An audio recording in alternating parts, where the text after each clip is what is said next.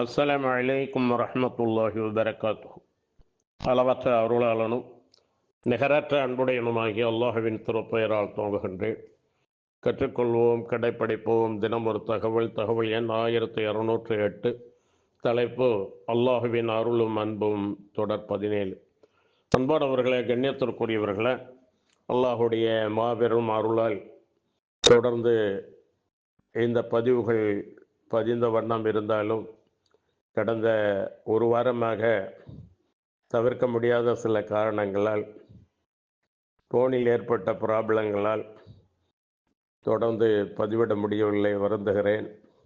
அன்பானவர்களே, கண்ணியத்திற்குரியவர்களே, அல்லாஹுவின் தூதர் ஸல்லல்லாஹு அலைஹி வஸல்லம் அவர்கள் குறித்து அபு மூசா அல் அன்சாரி ரலியல்லாஹு அன்ஹு அவர்கள் கூறியதாவது: நானும் என்னுடன் ஏமன் நாட்டிலிருந்து கப்பலில் வந்த என் நண்பர்களும் மதினா அருகில் உள்ள புத்தஹான் என்னும் விசாலமான பள்ளத்தாக்கில் தங்கியிருந்தோம். அல்லாஹுவின் தூதர் ஸல்லல்லாஹு அலைஹி வஸல்லம் அவர்கள் மதினாவில் இருந்தார்கள். எங்களில் சிலர் முறை வைத்து ஒவ்வொரு இரவும் இசா தொழுகை நேரத்தில் அல்லாஹுவின் தூதர் ஸல்லல்லாஹு அலைஹி வஸல்லம் அவர்களிடம் செல்பவர்களாக இருந்தோம். எனது முறை வந்தபோது நானும் என் நண்பர்களும் அல்லாஹுவின் தூதர் ஸல்லல்லாஹு அலைஹி வஸல்லம் அவர்களிடம் சென்ற வேளையில் அவர்கள் ஒரு அலுவலில் ஈடுபட்டிருந்ததால் பாதி இரவு வரை இசா தொழுகையை தாமதப்படுத்தினார்கள். பிறகு அல்லாஹுவின் தூதர் ஸல்லல்லாஹு அலைஹி வஸல்லம் அவர்கள் புறப்பட்டு வந்து மக்களுக்கு தொழுகை நடத்தினார்கள்.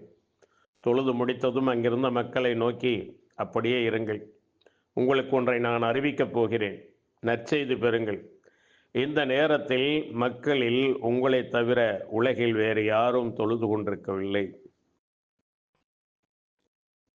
என்று நபி ஸல்லல்லாஹு அலைஹி வஸல்லம் அவர்கள் கூறினார்கள்.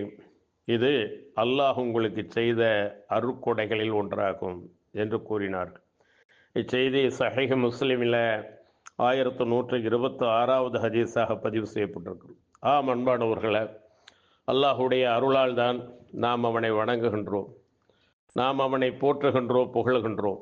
ஏனென்றால் அல்லாஹவை போற்றவும் புகழவும், அவனை துதிக்கவும், தஸ்பீஹ் என்று சொல்லக்கூடிய அவனை தூய்மைப்படுத்தவும், தஹ்மீத் என்று சொல்லக்கூடிய அவனை புகழவும், தக்பீர் என்று சொல்லக்கூடிய அவனுடைய உயர்வுகளை, மகத்துவங்களை, அவன் பெரியவன் என்பதை எடுத்து சொல்லவும் தான் நாம் இருக்கின்றோம்.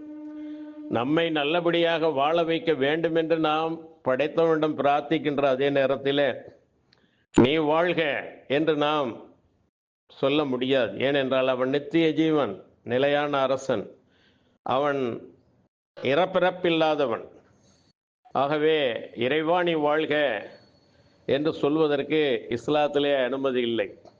ஏனென்றால் அவன் என்றென்றும் வாழ்ந்து கொண்டிருப்போம். நாம் ஒரு தவணை வாழ்ந்து பிறகு அவனிடம் செல்லக்கூடியவர்களாக இருக்கிறோம். ஆனால் அவனோ தொடர்ந்து வாழ்ந்து கொண்டிருப்பவன், எப்பொழுதும் உயிரோடு இருப்பவன். ஆகவே நீ வாழ்க என்று அவனை சொல்ல முடியாது. உன்னுடைய அருக்குடையாய் எங்களுக்கு நல்ல முறையிலே வாழ்க்கையை தந்திடு என்றுதான் நாம் கேட்க முடியும். நபி ஸல்லல்லாஹு அலைஹி வஸல்லம் அவர்கள் ஒரு சில நேரங்களிலே அல்லாஹ் நம்மை கைவிட்டு விட்டானோ என்று எண்ணக்கூடிய நிலைகள் எல்லாம் இருந்தது. தொடர்ந்து அவர்களுக்கு வகி வராமல் இருந்ததால், தூதராக தேர்ந்தெடுத்து நாம் சரியில்லை என்று நம்மை அல்லாஹ் கைவிட்டு விட்டானோ என்று நினைக்கும் போதுதான் அல்லாஹ் சுப்ஹானஹு வ தஆலா முற்பகல் என்ற இந்த அத்தியாயத்தை இறக்கினார். வத்துஹா வல்லைலி இதா சஜா மா வத்தஅக ரப்புக வமா கலா.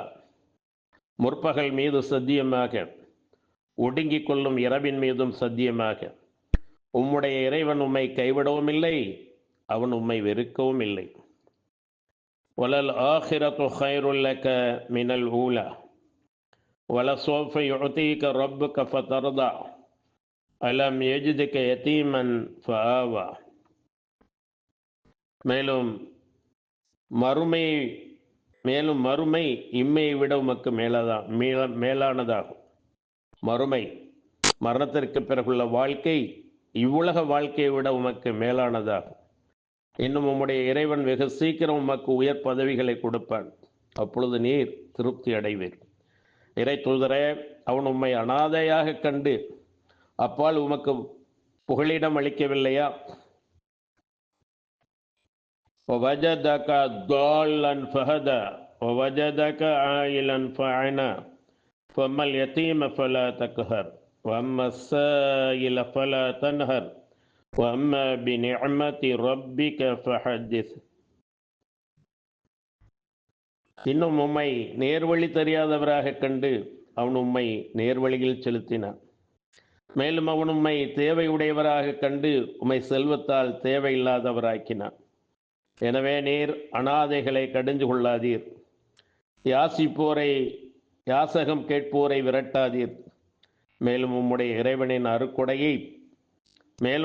இறைவனின் அருக்கொடையை பற்றி பிறருக்கு அறிவித்துக் கொண்டிருப்பீராக என்ற 11 வசனங்களை அல்லாஹ் சுப்ஹானஹு வ தஆலா இறக்கி அருளி அவர்களுக்கு ஆறுதல் கொடுத்தான். ஏனென்றால் அவர்களை எந்த நிலையிலும் அல்லாஹ் கைவிடவில்லை.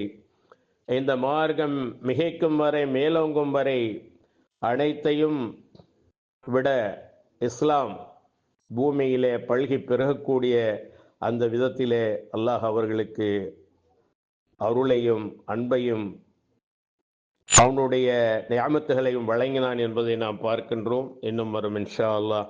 வாஹிர் தஅவானா அல்ஹம்துலில்லாஹி ரப்பில் ஆலமீன். அஸ்ஸலாமு அலைக்கும் வரஹ்மத்துல்லாஹி வபரகாத்துஹு. அஸ்ஸலாமு அலைக்கும் வரஹ்மத்துல்லாஹி வபரகாத்துஹு.